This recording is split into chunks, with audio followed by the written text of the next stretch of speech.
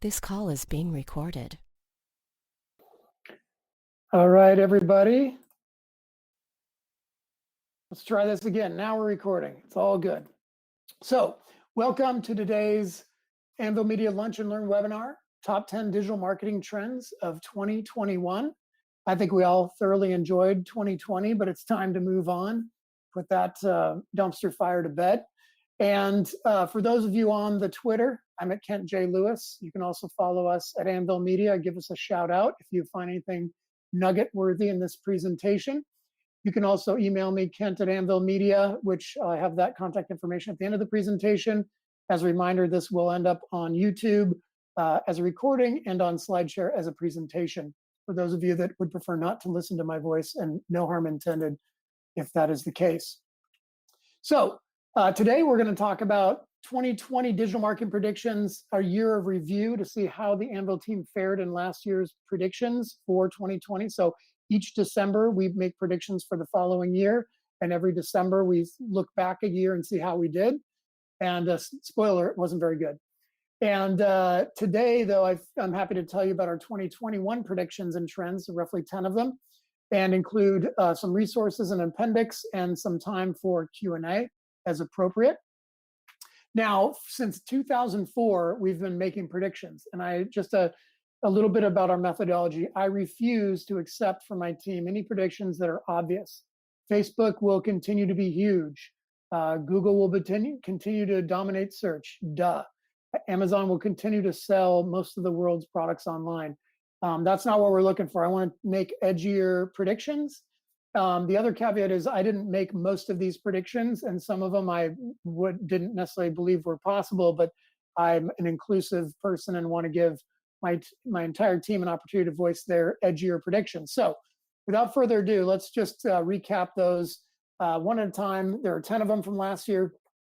The first one was Amazon will eat Google and Facebook's lunch. We gave ourselves a C+ on that. Amazon did gain some ground on the advertising side, but lunch is highly overstated. But again, let's get edgy in our predictions.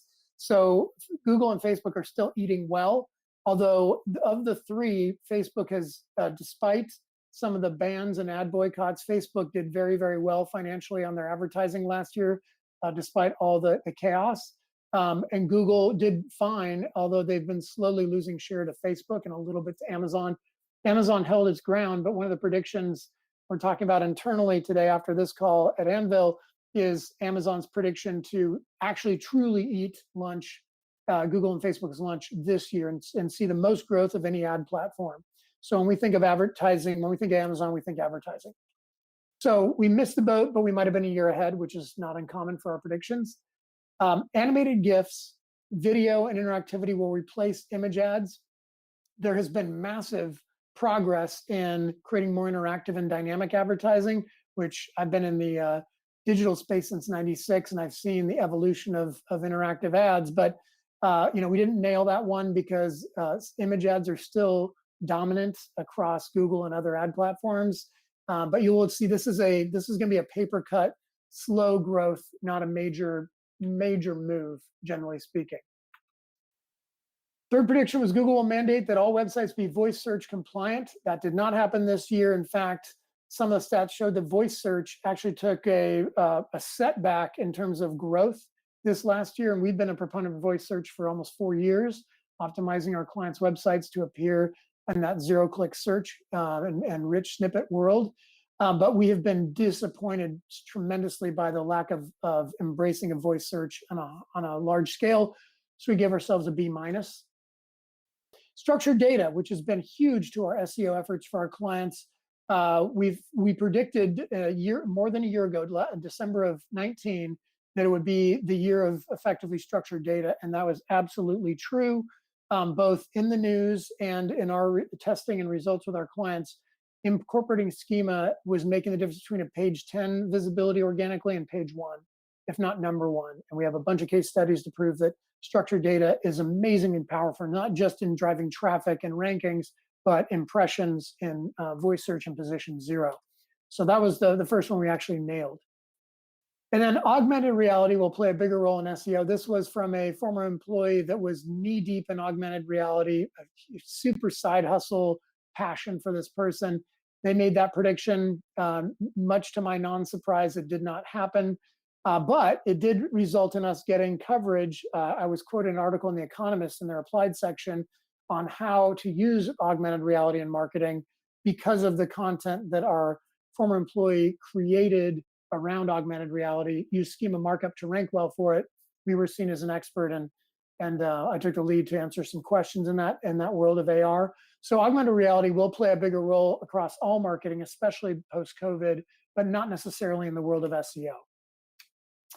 A couple more predictions. The flywheel will displace the traditional sales funnel. This is another former employee predicting that the flywheel circular concept mandated or evangelized by HubSpot, traditional marketing automation platform, was going to literally replace the AIDA funnel from 1896.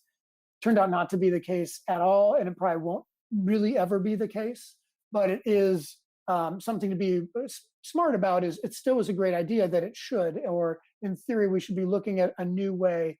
And in retrospect, I should include an image of the sales funnel, but just Google HubSpot flywheel sales funnel and you'll see an image of it. Push notifications will replace email marketing. Bam. Former employee also, we just had 2 or 3 people from the old team make a lot of predictions.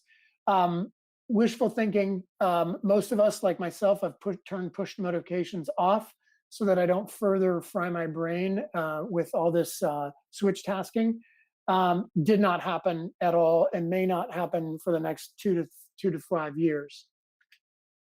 Performance metrics replacing likes, somewhat true, but still performance metrics like conversions or sales versus engagement metrics like likes and shares, that's a longer term play, and it was not the year for that, and I wouldn't predict even 2021 to be the year of performance metrics taking a front seat. They will be in a back seat for the next 3 to 5 years.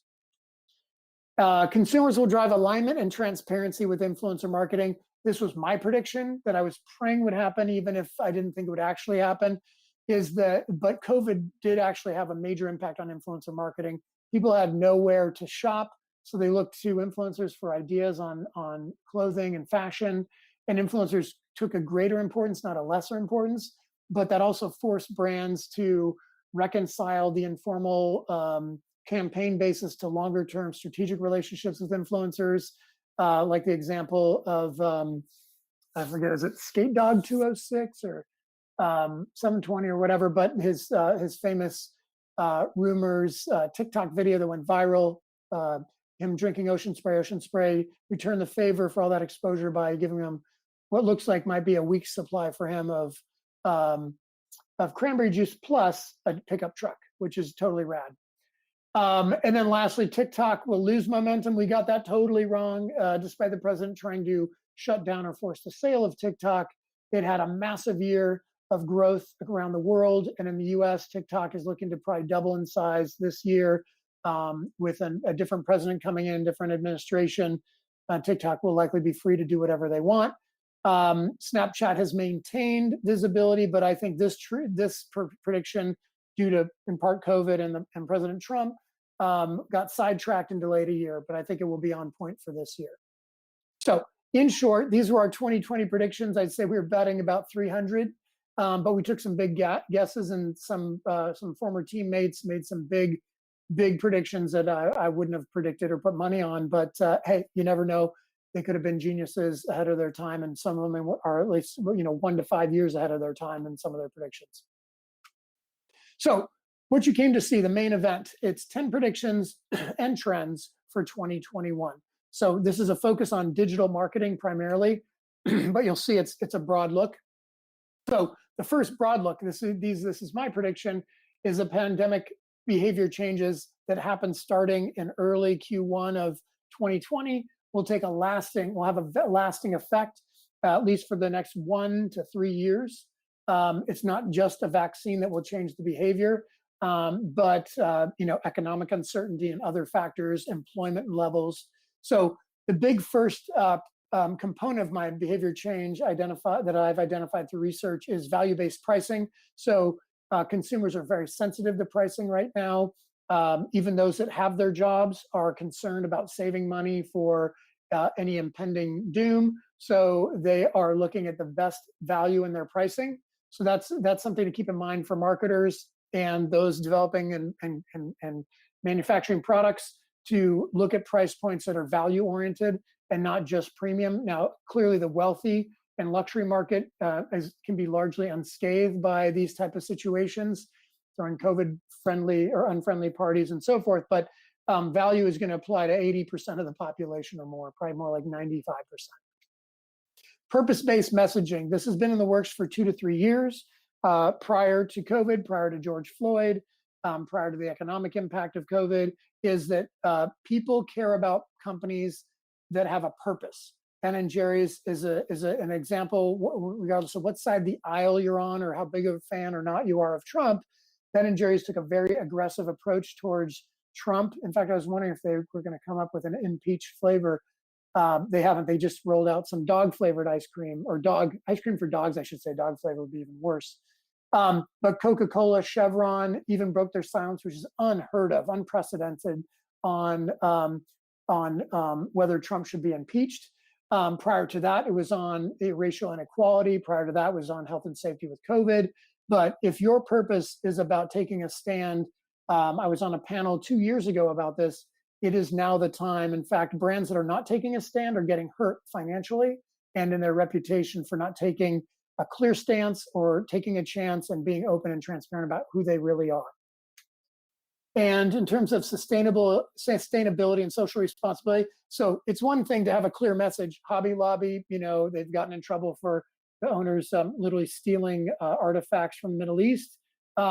Maybe they can be transparent about that's who they are as Christians and thieves. But you can also argue that taking a more sustainable approach and having a level of social responsibility is very important, if not table stakes in some industries, and would resonate well with the younger consumers or certain types of higher income, higher educated consumers. If that's your audience, then that's a really important stance to make public. If you're burning the coal, best to keep it to yourself. Racial injustice, diversity and inclusion, big push from last year, like never before. George Floyd sort of brought that to light, and certain brands went doubled down on it. Brands like Nike, with help from White and Kennedy here in Portland, made a big push for making that's who they are. Of course, that is their audience. That's a largely minority audience that buys Nike gear, and it's important for them to be aligned with that. They've taken some heat internally, of course, with their own racial diversity and inclusion practices, but they have definitely leaned into it with their marketing, and it's had a very positive effect. Authenticity, transparency, accountability are the new table stakes for 2021. If you can't be who you truly are, that means in social media with your voice, on your website, in your content, being authentically yourself. Whether you're loved or hated, you should be focusing on your true customers and authentically delighting them. And then the transparency about your policies and procedures per the above trends are important. And a level of accountability, which seems to be lacking at our government currently. If you're watching the news as of this moment, I was watching it right before this. We will see what happens after the riots and insurrection in the Capitol. But brands need to be accountable for the decisions they make, who they support. So you see the PGA stepping away from Trump. That may be a big risk for them, being a largely conservative, I would say, user base, fan base. But they took a stand. So we'll see how that plays out for them. So these are the core 5 elements that I've identified in long-term changes that will take root well beyond the vaccine implementation until COVID becomes an afterthought in the next 2 years or so. Hopefully, these things will stick around. Lastly, but not least, I forgot there's an extra one I put in: virtual and hybrid events. This is a no-brainer. We have a 2-part series, blog series on Anvil's website under our Insights section about the power and importance of virtual events, and the long term will be hybrid events. So I typically speak 20 to 30 times a year, and a year ago, in March of last year, I was literally 3 days from leaving to speak at a conference in New Zealand, my first trip to New Zealand, and we decided to cancel quite smartly, apparently. We were within 24 hours of that shutdown and in New Zealand. But after that, no more speaking events for the rest of the year that were anything other than virtual, like this one. And I think companies, particularly B2B brands, need to figure out how to master webinars, workshops, add elements like AR, VR, or other hybrid elements into their events. I've attended some amazingly well done events with little breaks and magic and fun. I've been to some really terrible events where it's a virtual conference or exposition with a virtual trade show that's just terrible implementation. So there's a lot of work that needs to be done, but this is going to have to be figured out because it will last well beyond the pandemic. It can be more profitable and have a larger group of attendees from all over the world with a virtual event, but there's no real substitute for face-to-face. So hybrid will be the new future of large conferences and events.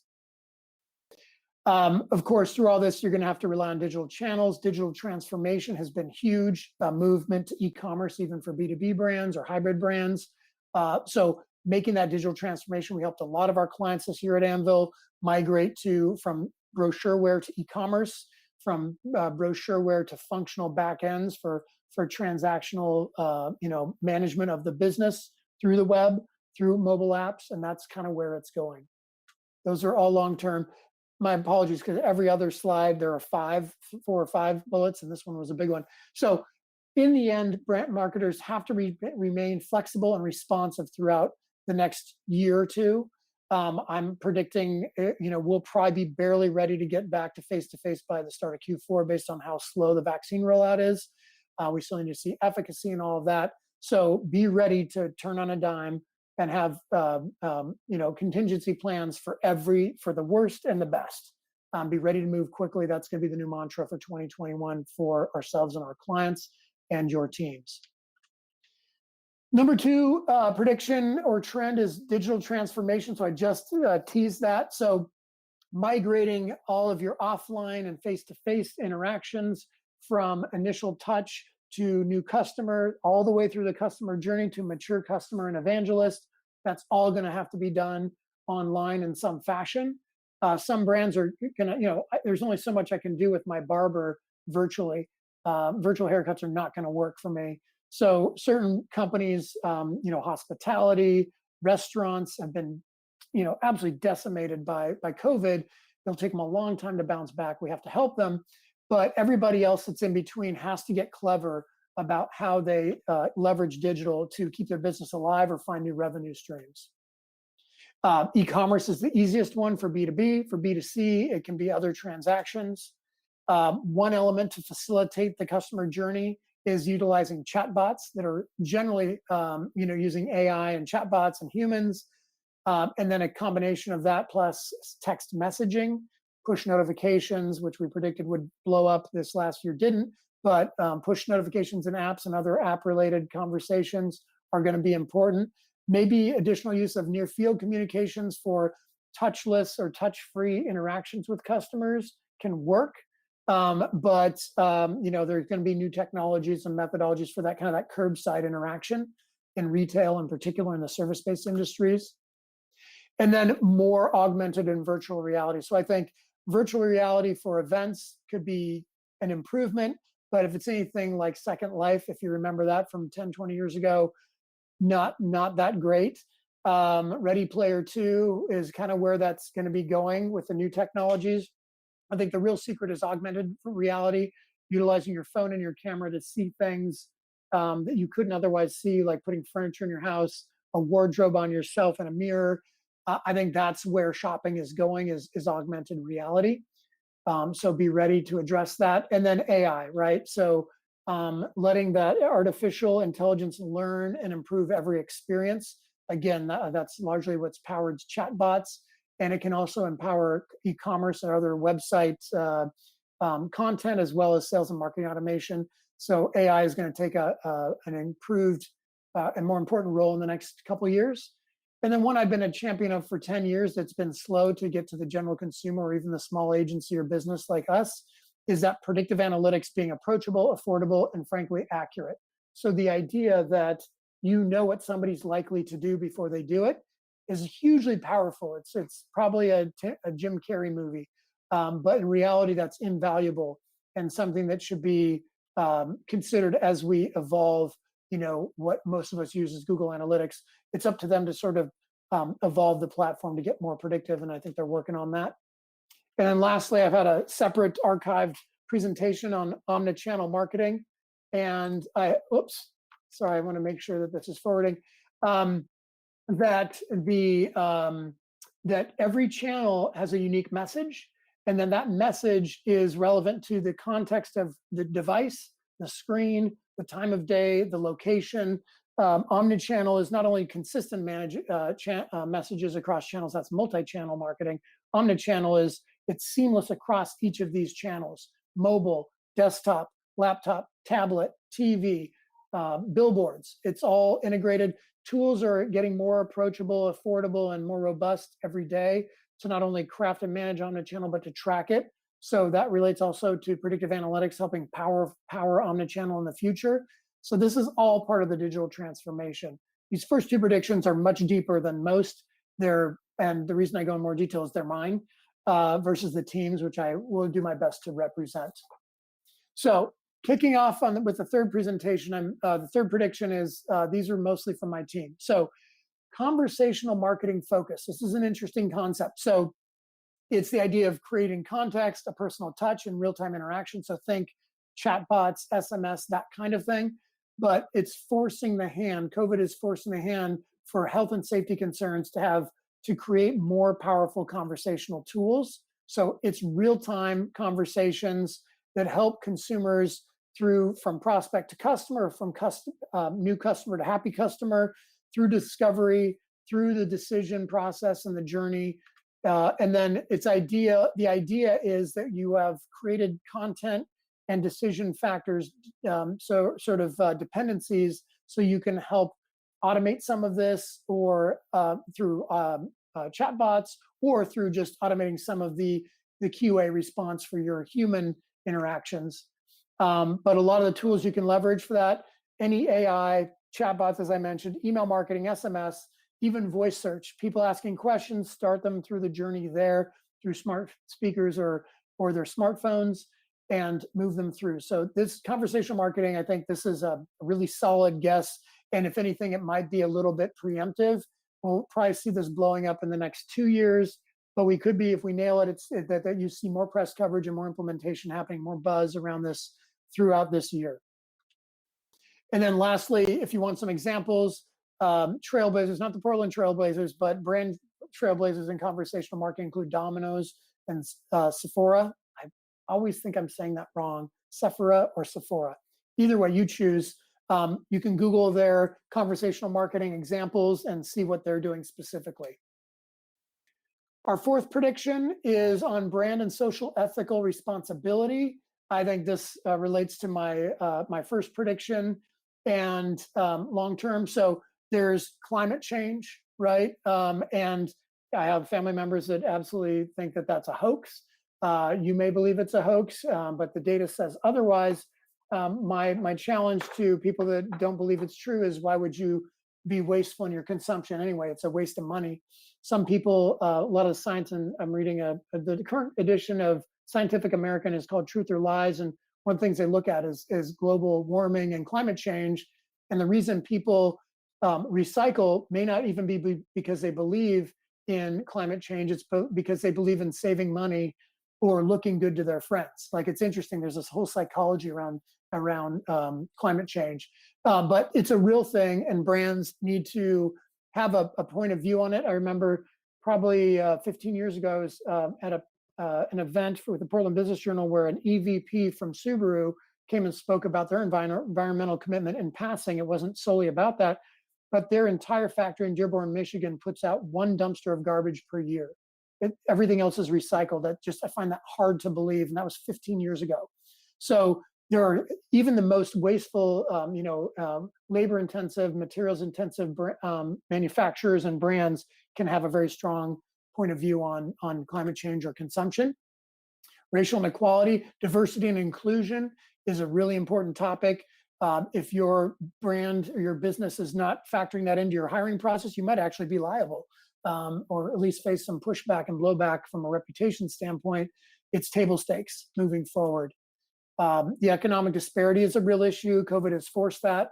Frontline workers don't typically make as much. The wealthy can sit back and stay safer. So it's inadvertently it's spreading out, stretching the distance between the wealthy and the have-nots.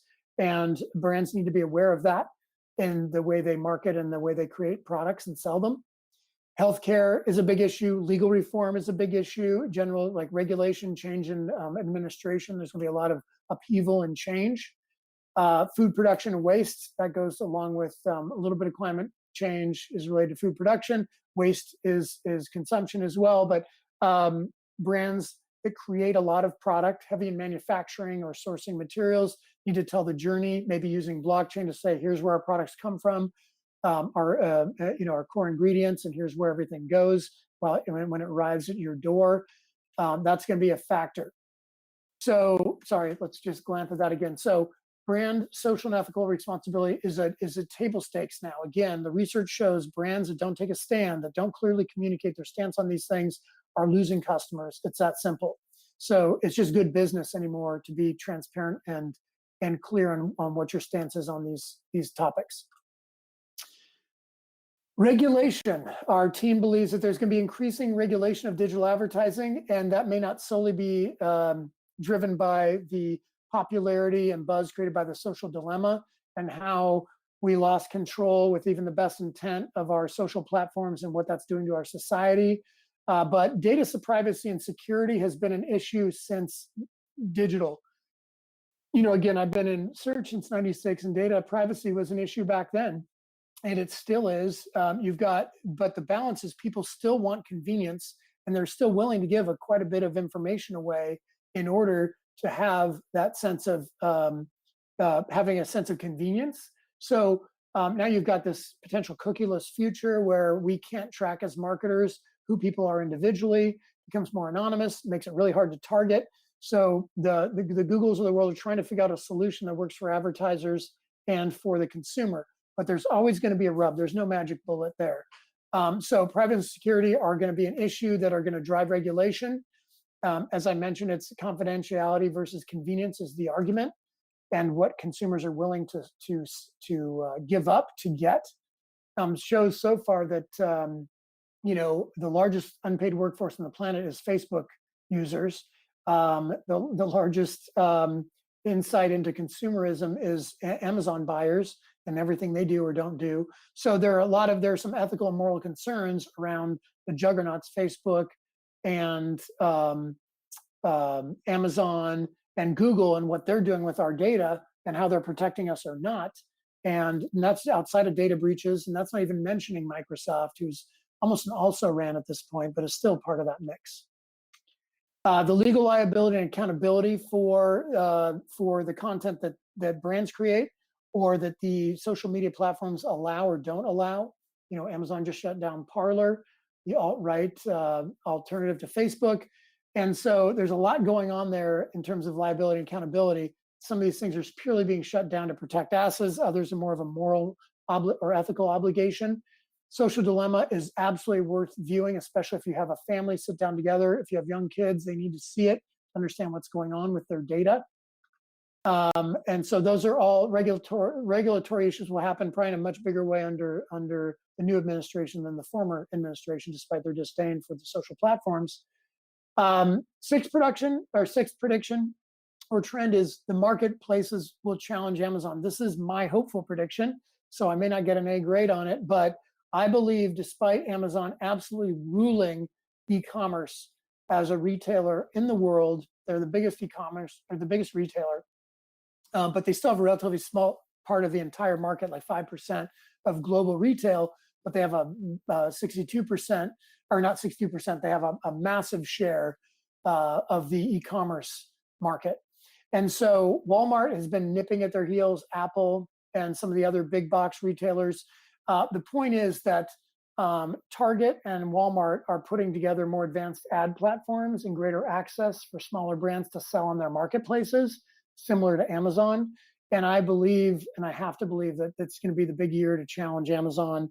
So they may have a massive growth on their ad platform, but in terms of platform users or sellers, I think people are, our experience with our clients helping manage Amazon platforms is they're getting very frustrated with Amazon, and we're helping them evaluate alternative platforms. And Walmart and Target are dramatically improving their targeting and their capabilities. So the idea is that they're going to make it really interesting, as will other distant third-party players, eBay, Etsy, maybe even Macy's or even Costco. We'll see. But the idea is that Amazon, it's not going to be all clear sailing. Walmart and Target in particular are spending tens of millions of dollars to ramp up their capabilities on the marketplace side, as well as the ad buying side, which go hand in hand. If I'm going to sell on there, I need to advertise to move more product. So look for more of that to happen. And then there's the bricks and clicks evolution. You've got Kohl's and Macy's and Target, Best Buy and Home Depot, and even Apple and Walmart with physical locations. Amazon is ironically getting into the physical location with these automated stores. And so we'll see how well that pans out for them. But they're even, allowing pickup in other retail environments because they got to get their product out to the buyers. So we'll see how all that kind of plays out. I think those that have a very strategic retail presence, the problem with Kohl's and Macy's and Target, Best Buy is they're generally large retail locations that are really hard to amortize, especially during COVID. Ones with a really strategic smaller presence like Apple are in a much better place, arguably maybe even Costco or Wayfair, where they can afford to handle the real estate, but they have some physical presence to compete with Amazon that generally lacks that. And then lastly, the pandemic is going to be largely pushing this opportunity. Walmart and Target, if they're smart, will find those unhappy Amazon merchants and bring them into the fold. Our seventh prediction is passage structured data will gain traction. If you're not sure what passage indexing is, that's okay. Just realize I'm missing a quote there. But the idea is the example on the right. Before, if I looked up UV radiation through Windows, it would give me an example. It would give me the page and then what we call the meta description, which is 140 or so characters of the page content as written by the owner or pulled by Google through the content. The new option will just take a transcript, a passage from that website to answer your question. So again, this goes back to Google's voice search idea of zero click and answer the questions. They still want to be, this is evidence of their old goal to be a gateway to get your questions answered and you move on. That can be scary for brands that need the click or want the click.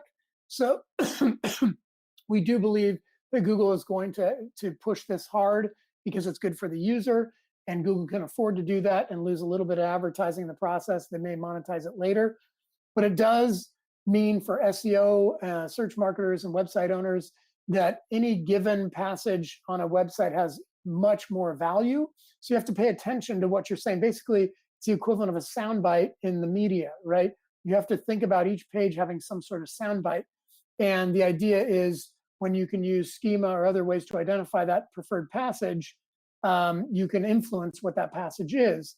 But basically, Google is going to ultimately determine, like they do with meta descriptions, what passage they want to use. So the idea is to use structured data to give heavier weighting to your preferred passage, and will be a huge SEO opportunity. But be aware, Google will determine what they often think is the most relevant takeaway on a given page. So deeply technical recommendation here. Our eighth prediction or trend is voice search going mainstream. Again, we're almost 4 years into building voice search strategies for our clients and predicting it, and I've written and spoken about it, as has the team.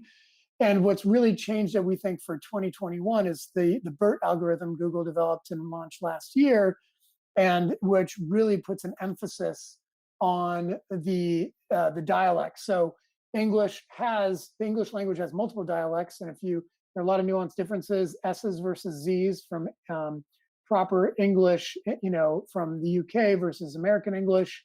I shouldn't say proper, I should say British English, or however you want to say it. I would argue ours is more proper because Z's are cooler. But be that as it may, these nuanced differences make voice search difficult.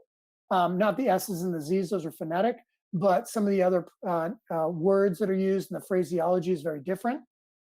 So if people are preferring voice search historically, BERT makes it better by understanding and applying the language 100% in English's case to those search results, making them more accurate.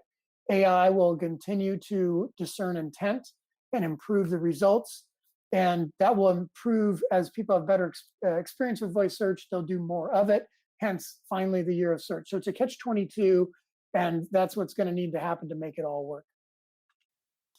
The ninth and second to last prediction or trend for 2021 is personalization increasing as an SEO factor. So for last year, we predicted AR, augmented reality, being a factor in SEO. We're shifting that a bit. The team believes that personalization will be a factor. So, what we know in this year anticipate is that 70% or more of searches on Google will be voice activated in 2021. Or any device that is a smart device, smart speaker, smartphone, etc.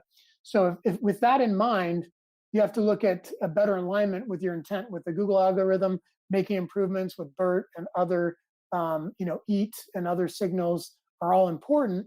But basically what it's going to do is improve the accuracy of voice-enabled search to understand people on a more personal level. So right now it's maybe 6% of the algorithm. So if it becomes, say, doubles to 12%, that becomes a significant growth factor in search. So local is a key component of personalization, and that will also continue to increase in importance despite people sort of being locked down. It will still be, I need to know that I'm in Portland or Northeast Portland versus Southwest Portland, and that may impact my answers in voice search. And so again, your phone is your ultimate fingerprint of digital. It's unique to you. Taking advantage of that personalization, even without cookies, is going to be a big push for this coming year. Amazon is spending a ton of time on this, on improving the personalized search. They're probably in the forefront of any private company that is not Google or a similar search engine. They have a ton of search data, 20 years of search data that they can understand people's behavior and start predicting behavior. So that personalization will mean that it's not just what I searched for last, but over the last year or 10 years, will factor into the knowledge of how to best give me a result. So that's the team's prediction. I'm not as technically adept as the team, so they may be absolutely on point. What time will tell. Of course, I hope they are. Last but not least, increased reliance on influencer marketing. So increased use of social media during the pandemic means more opportunity for influencers to have an impact on how people buy or search on products or determine what product's better for them. There's right now a lack of ability to shop in retail stores for the next, probably 6 to 12 months. So hence the importance of influencers and other tools. 40% of social platforms currently use their users purchase a product online after seeing it used by an influencer on YouTube, Instagram, or Twitter. That's 40% of buyers. So it's clearly working. And as noted with some of the clients we're helping with influencer marketing, it can be B2B, it could be nano or micro influencers that have only a couple thousand followers but have a ton of juice in their space. That's where it's all going. Long-term partnerships are important. TikTok has had a lot of growth, and influencers are really showing through, per the ocean spray example I gave earlier. So I think it's Ghost Dog. I can't remember. Anyway, the idea that influencers are fleeting is much to my chagrin is not true. They will only increase in importance and sort of ratchet up to a long-term important goal, core component of marketing moving forward. So there will be an increasing reliance, particularly until the pandemic is fully addressed, of influencers. So for the next year or two, it will take critical importance, and you should be building influencer programs around your brand, your products today for this year and beyond. Influencer marketing is, of course, evolving. So the pricing's changing, the levels of transparency. So this is a sponsored post. This is an advertiser. How they're paid on performance versus flat fee, how their performance is tracked. This is all really important. So keeping that in mind, it's all part of the mix, and stay on top of that. That's what we do for our clients, is how is the industry going to change? So in summary, there are some long-term behaviors that'll take change on the back end. Corporations and large and small businesses are transforming to digital, to incorporate digital in key elements of their business, if not every element of their business. There's more of a conversational approach to marketing as people are hampered by the mobility that the pandemic is providing us. That the new push towards woke brands having social ethical responsibility, increasing regulations are creating more challenges for us marketers, particularly in the digital space. Amazon may be challenged. Structured data is going to be important for particularly passage structure. Voice search is part of that. Personalization is also part of that. And then influencer marketing being increasingly important. These are all elements that you are going to want to keep in mind for 2021. These are articles that are clickable when you get if you request a copy of this deck or go to SlideShare, you can click on these links and go to the articles. All of these are also in our insights section, in our blog, in our articles section, our archived webinars, ebooks, our guides. We have a bunch of great content in our insights section. So in conclusion, attend our future webinars. You can see them on our website. We will update them this week for the next webinar. And you can access all of the digital resources, as I mentioned, on our website. If you go to Insights, and then if you go to webinars, for example, our upcoming webinar in February is going to be post-COVID-19 content marketing strategies to increase engagement. So that includes video, blogging, podcasting, and more. So I'm just going to show you this right here. This is the calendar here, and these are our archived webinars, but the next one is right here, post-COVID-19 content marketing strategies. So that's what's coming up. Sign up for our newsletter, our monthly newsletter, follow us on social, reach out if you have any questions about digital marketing. My email's in the bottom here, Kent@Anvil Media. If you're impatient and want a PDF of this because you want to click on some of those links, just drop me an email. Otherwise, in the next 24, 48 hours, we should have this up on YouTube and on SlideShare for your enjoyment. If you have any questions, go ahead and drop them in chat, and I'm happy to answer those. Otherwise, we'll wrap it up and let you go. Leave you about 15 minutes to eat if you haven't already grabbed lunch. And we appreciate your time and your support. And we hope to see you next week in February, or next month, for our February workshop. And check out our archive workshops. So, thank you so much for your time, and we'll catch you next time. Bye-bye.